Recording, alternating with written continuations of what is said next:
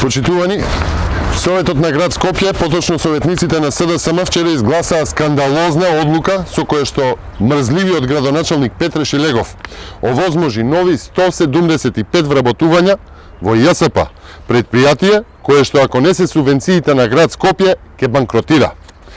Еве го тој план, каде што според описот планирани нови вработувања заклучно со 31 декември се 175 и според описот во годината за кој што се однесува оваа одлука вели 41 пензионирање ќе има во текот на годината, а планирани се 175 нови вработувања.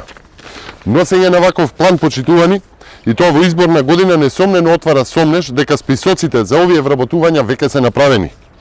Да беа вработувани само возачи кои што се дефицитарен кадар на ова јавно сообраќајно предпријатие, ќе бевме првите кои што истото ќе го поздравеа. А вака понудениот список укажува на тоа дека ЈСП станува државна јагма за приватни и за партиски цели. Во година кога 60.000 луѓе од приватниот бизнис остануваат без работа, кога економијата и официјално е во рецесија, токму на директорот на ЈСП, поставен од неработникот Петре Шилегов, му притребало после 4 години директорување нов оперативен директор, или пак советник за примена на законот за јазици. Па што ќе го советува и како сега после неколку години од донесениот закон баш сега му притребал ваков кадар? Или пак работно место инженер за инвестиции, па какви инвестиции кога најголемиот инвеститор на ЈСП е токму Скопје?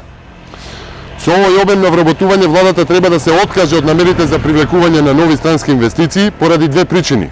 Првата, затоа што ќора инвестиција не донесува, и втората, затоа што најголемиот работодавач на оваа држава станува токму градот Скопје и мрзливиот Петре Шилегов.